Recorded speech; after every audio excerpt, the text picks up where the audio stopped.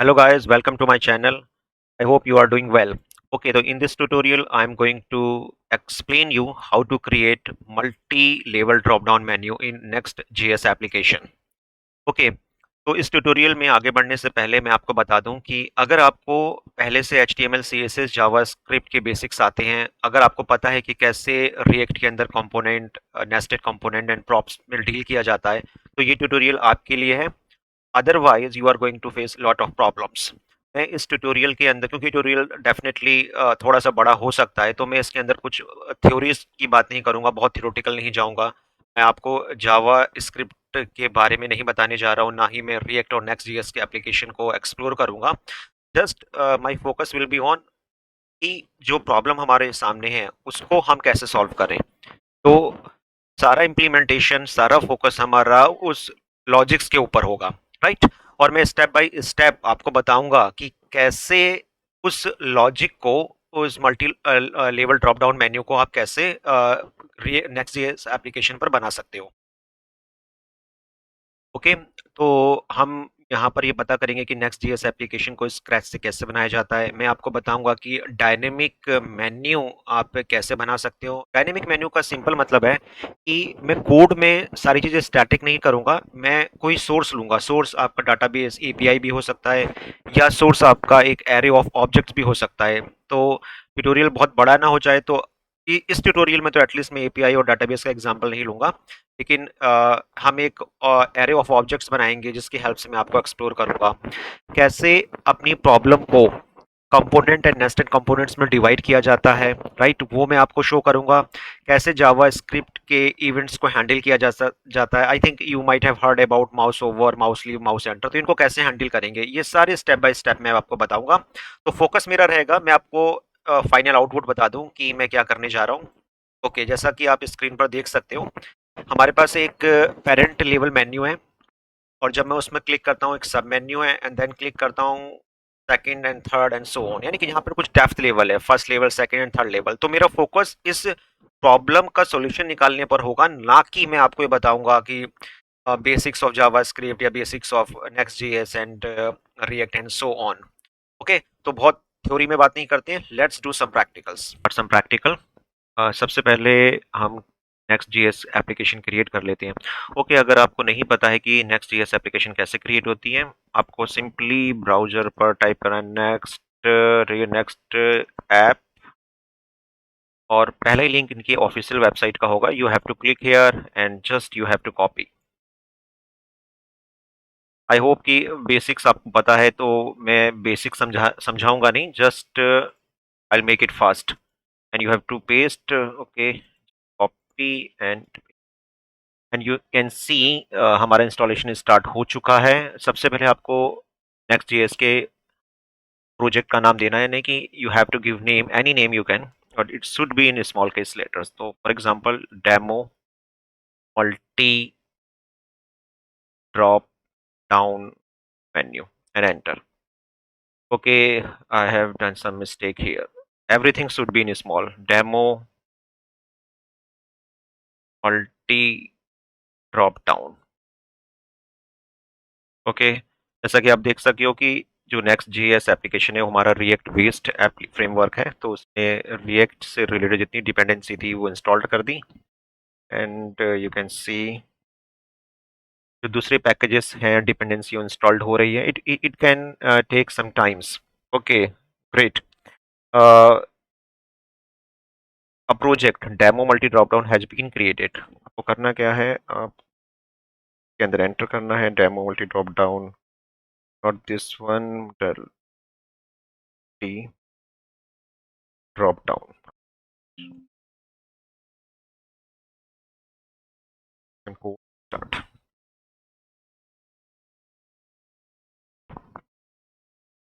Okay, जैसा कि आप देख सकते हो कि हमारा नेक्स्ट जेएस एप्लीकेशन रेडी हो चुकी है, और आपको पता है कि एक बाय डिफॉल्ट एक पेजेस फोल्डर होता है। We have a public folder, we have a styles. जितनी भी स्टाइल्स होंगी ग्लोबल या इंडिविजुअली पेज लेवल, वो आपको इस फोल्डर के अंदर मिलेगी। और जितने भी पेजेस होंगे, हमारा जो स्ट्रक्चर होगा हमारा, वो पेजेस नाम के फोल्डर में होगा। और पब्लिक मीन्स एज वो सारे रिसोर्सेज जो पब्लिकली आप एक्सेस करना चाहते हो वो पब्लिक के अंदर होगी। Known modules you know already know. So हम इसको रन करके देख लेते हैं। And in package dot JSON you can see for the development environment you can use tab, और अगर आपको बिल्ड बनानी है तो आप you can use build. Okay, so now check it out, npm run and dev. Sorry. तो I think मेरा 3000 port already use में है, जिस पर मैंने आपको बताया कि what will be the final output after completing this tutorial.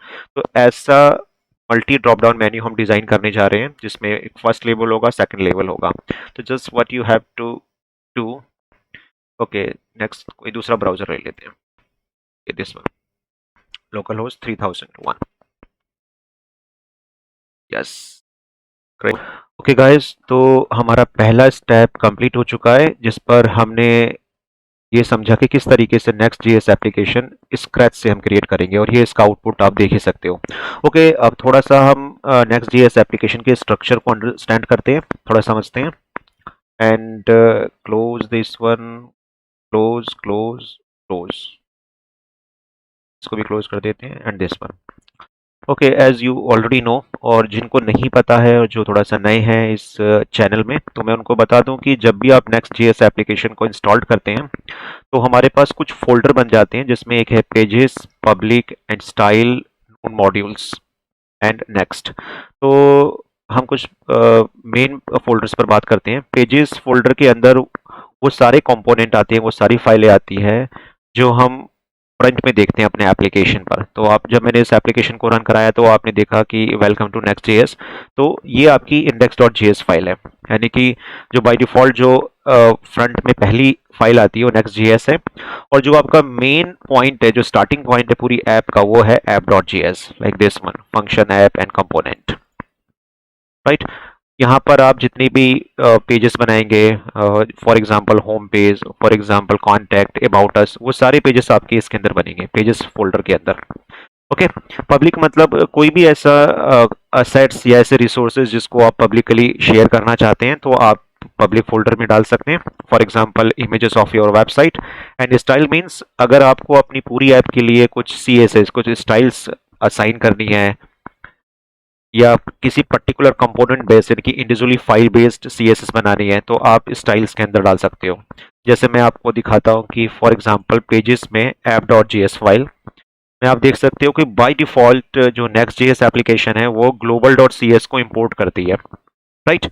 तो अब मैं जितने भी कंपोनेंट पेजेस नाम के फोल्डर के अंदर बनाऊंगा, उस पर ये ग्लोबल डॉट सीएसएस आप अप्लाई कर सकते हो। और इंडिविजुअली अगर एक पेज की बात करूं, इंडेक्स डॉट जीएस, जैसा आप देख रहे हो आउटपुट, उस पर इंपोर्ट हो रही है home dot module dot C S S. तो इट मीन्स ये home dot module dot C S S always और ऑलवेज इस होम पेज पर अप्लाई हो सकती है। इसको मैं ऐप डॉट जे एस या किसी और फर्दर फाइल पर यूज नहीं कर सकता हूं until you import it, right. तो स्टाइल सीट से रिलेटेड जितनी भी फाइल्स आपको बनानी है, वो आप स्टाइल्स नाम के फोल्डर में रखेंगे। This is the default structure. और पैकेज डॉट जेसन, आपको पता ही है कि आपकी ऐप के बारे में जो नेसेसरी डिपेंडेंसी होती है, आपकी इंफॉर्मेशन होती है, स्क्रिप्ट्स होती है, वो सब आप यहाँ पर डिफाइन करते हो। तो अगर आप डेवलपमेंट इन्वायरमेंट पर काम कर रहे हो तो I will use dev. Build बनानी है तो you can use build and start and so on, right. Okay, कुछ चेंज करते हैं, कुछ मैं आपको अपडेट करके दिखा देता हूँ।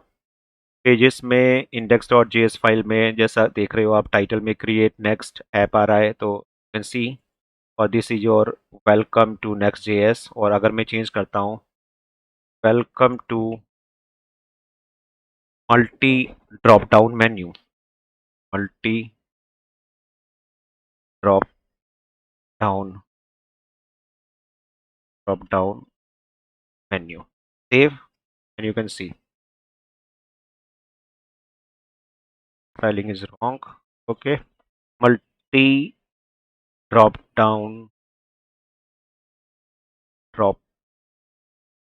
Menu, okay, right.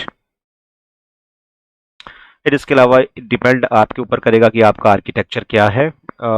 H1P D, इसको आप चेंज कर सकते हो और अपनी रिक्वायरमेंट के अकॉर्डिंग मॉडिफाई कर सकते हो।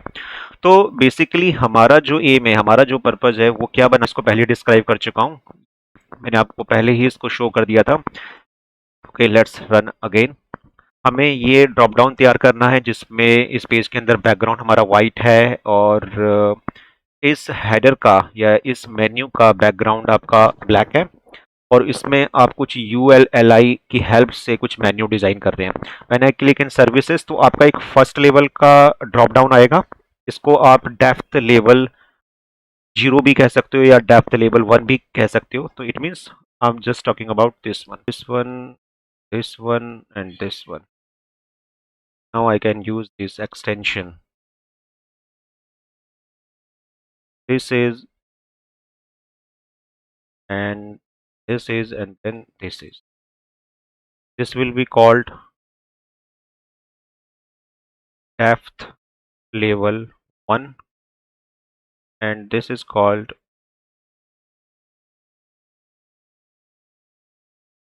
depth level 2 and this is called depth level 3. Okay, तो इनके जो डेप्थ लेवल है वो कितनी भी ज़्यादा हो सकती है, डिपेंड करता है आपकी रिक्वायरमेंट के अकॉर्डिंग। तो हम जो मेन्यू डिज़ाइन करने जा रहे हैं उसके अंदर मेरा सब मेन्यू भी होगा कि सब मेन्यू आप कैसे डिज़ाइन करोगे, आप इसके लिए कैसे कंपोनेंट बनाओगे। फिर आपको ये डिटेक्ट करना है कि उसका सेकंड लेवल है या नहीं है एंड देन उसका थर्ड लेवल है कि नहीं है। ये सारी चीज़ें हमें यहाँ डिज़ाइन करनी है। ओके, तो हमारी एप्लीकेशन में हम क्या करेंगे कि मैं index.js फाइल को ही अपनी मेन फाइल ट्रीट करूंगा और उस जो भी चेंजेस करूंगा इसी के अंदर करूंगा। तो आप देख सकते हो कि ये हमारी मेन फाइल है और जो हमें बनाना है वो ये है। तो इसमें बैकग्राउंड हमारा वाइट है, राइट, और जो मेन्यू है उसका बैकग्राउंड कलर ब्लैक है और टेक्स्ट कलर आपका वाइट है। तो ये ओके, तो जैसा मैंने आपको कहा था कि मैं next.js फाइल को as a main file treat करूंगा। तो जो हमारी रिक्वायरमेंट है वो ये है और जो हमारा प्रोजेक्ट का आउटपुट है वो इस तरीके से है। तो आप देख सकते हो कि यहाँ पर मेरा बैकग्राउंड ब्लैक है और ये सारा जो कंटेंट है, I don't need all these contents. So first of all, what I need to do, I have to go index.js file and check out कि यहाँ पर हमारा जितना भी आउटपुट आप यहाँ देख रहे हो ये मेन के अंडर में है। यानी कि अगर मैं इसको कॉलअप्स करके दिखाऊं तो दिस पर, तो नंबर 1 मुझे फूटर की कोई नीड नहीं है। सो आई क्विट एंड मुझे मेन के अंदर जितना भी टास्क हो रखा है या okay, just I don't need main, just going to delete it. Okay, now see the output. Okay, good one. Okay, तो बैकग्राउंड होना चाहिए वाइट और जो टेक्स्ट कलर होगा वो होगा वाइट बट मेन्यू का बैकग्राउंड होगा ब्लैक। ओके, तो हाउ टू डू दिस? तो नंबर 1 मैंने आपको बताया था कि app.js में हमारी जो ग्लोबल फाइल है वो global.css है, मतलब स्टाइल शीट जो ग्लोबल है। Then you have to come on global.css and check out, here you can see the body। तो इस बॉडी के अंदर तो इसको आप चेंज करके वाइट कर सकते हो और देखो ये आपके प्रोजेक्ट की रिक्वायरमेंट है, मैं सिर्फ समझाने के पर्पज से ये कर रहा हूँ। आप अपनी अलग स्टाइल शीट बना सकते हो, आप जो मेन लॉजिक मैं बताने जा रहा हूँ उसको किसी भी पर्टिकुलर पेज में एम्बेड कर सकते हो।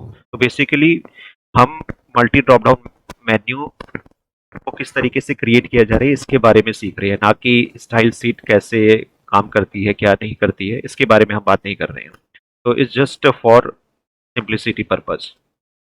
ब्लैक हियर या, तो आप देख सकते हो कि अब जो बैकग्राउंड है मेरा वाइट हो चुका है। Design your menu, so you have to come on index.js file and here you can create container. अगर बूटस्ट्रैप के अकॉर्डिंग बात करूं तो वो just centre of the screen एक div है और उसके लेफ्ट में और राइट में सब स्पेसेस होते हैं। तो राइट, तो just I will take that scenario and going to create my div and class name equal to, okay, चाहे तो दो बातें हो सकती है कि मैं home dot module dot C S S को यूज़ कर लूँ या मैं अपनी एक नई फाइल क्रिएट करके आपको दिखाऊं, राइट। तो ऐसा करते हैं कि एक नई फाइल बना लेते हैं सो दैट कि आपको भी समझ में आए कि आप अपनी नई स्टाइल शीट किस तरीके से क्रिएट कर सकते हो। तो let's do it. You can name it menu dot module dot css, right? And you have to use it in index.js.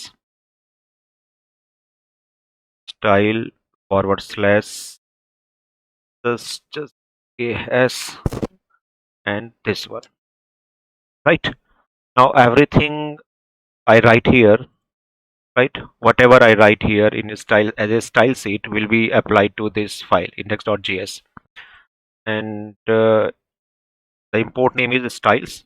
You can just call it styles dot, and for example I name it header. Okay, like this one. There is no error, तो इसका मतलब हुआ कि सब कुछ सही जा रहा है और मैंने successfully menu dot module dot css apply कर दी, and you can define header here.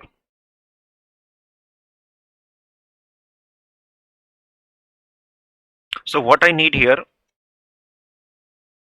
I have to create a header like container जिसमें लेफ्ट में और राइट में सम स्पेसेस होंगे, इसमें देख सकते हो। ओके, तो लेफ्ट से भी कुछ स्पेस है, राइट से भी कुछ स्पेस है। एक div है जिसका बैकग्राउंड ब्लैक है, and how to design it, background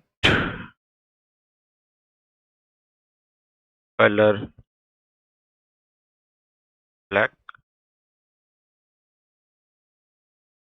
margin,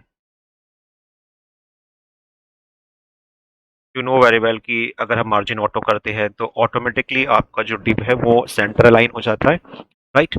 और लेफ्ट से और राइट से कुछ स्पेसेस उसको मिल जाते हैं, and you can see if I write something, okay, just for testing purpose I write here page. Yeah, you can see it, but there is no space in the left and the right. Okay, check it out. What is the problem? We have not defined width 1280 px. Yeah, that is what exactly I wanted it, right? So the three commands just create the stuff like this. तो जैसा कि हमारी demand थी कि हमें header ऐसा चाहिए, left right से स्पेस होना चाहिए, बैकग्राउंड आपका ब्लैक है और टेक्स्ट कलर आपके वाइट है, तो ओके हम इसको डिज़ाइन करते हैं। तो आपको पता है बेसिकली मेन्यू के लिए जनरली हम ULLI का यूज़ करते हैं। Okay, there is some problem I think in my text editor. Okay, and li. Okay, now what I have to design, I have to make some parent menu, home, services, contact, technologies, home, and just copy, and services. Now कुछ तो हुआ है लेकिन आप यहाँ पर ULLI को नहीं देख सकते हो because of the colour issue. Okay, so what I need to do here, I have to tell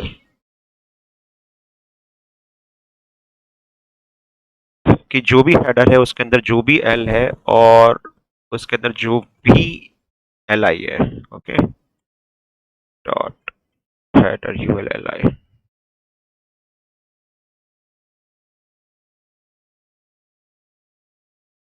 okay, do one thing, इस बैकग्राउंड कलर को हम यहाँ से निकाल के यहाँ ले जाते हैं, ओके, एंड LI को बताते हैं कि जो आपका कलर होगा वो होगा white. Okay, now you can see it. तो इसमें 3 लेयर है। पहला डिव के अंदर UL और UL के अंदर LI। ओके, सबसे पहले मुझे इनकी पैडिंग मैनेज करनी होगी। मुझे लिस्ट स्टाइल नहीं चाहिए जो डॉट डॉट आ रहे हैं, आई डोंट वांट इट। और इनका जो अरेंजमेंट होगा, अभी ये वर्टिकली लगे हैं, मुझे इसको हॉरिजेंटली लगाना है, लाइक दिस वन।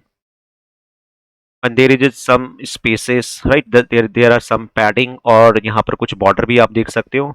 तो how I have to manage all these in the style. Just tell to UL list style you don't want. Okay, and display should be flex. I hope कि flex आपको पता है कि what is the meaning of flex. By default flex row wise होता है, so मुझे इसकी direction देने की जरूरत नहीं है, and it should be justify content center and align items center. Yeah, you can see it means all the li are placed in horizontally format. Okay, now there should be space, so you can use padding from the top, 1 rem, from the right 2 rem.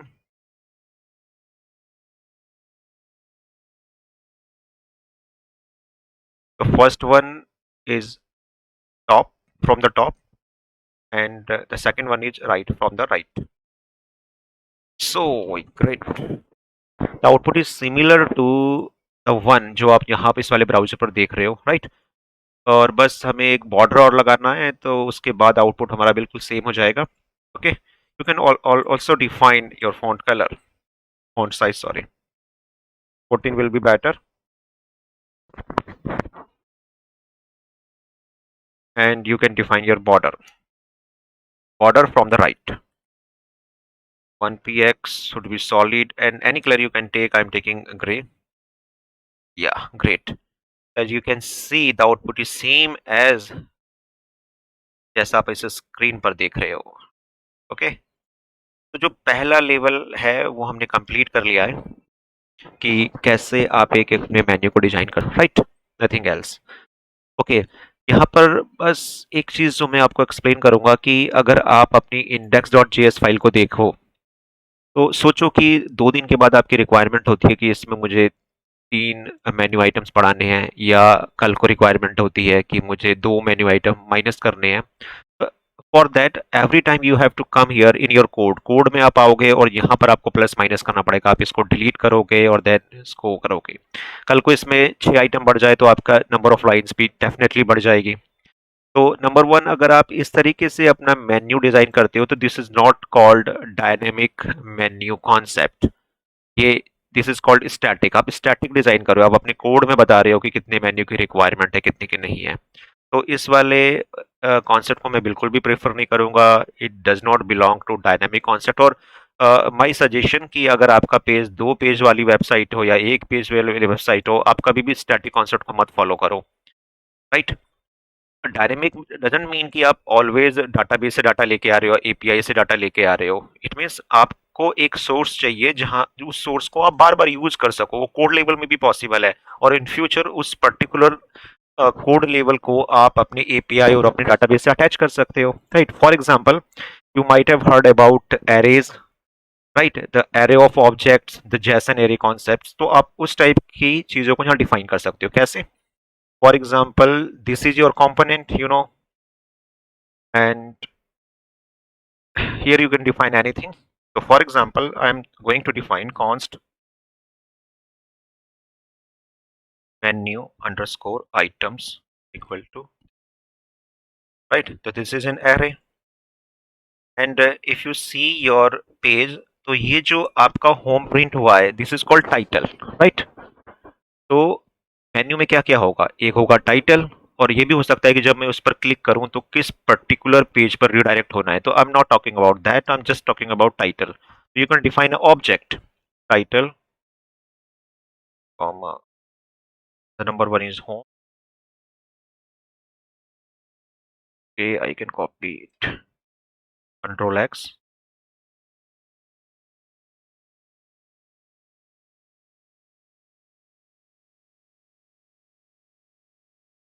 Multi cursor concept, you know what is that mean?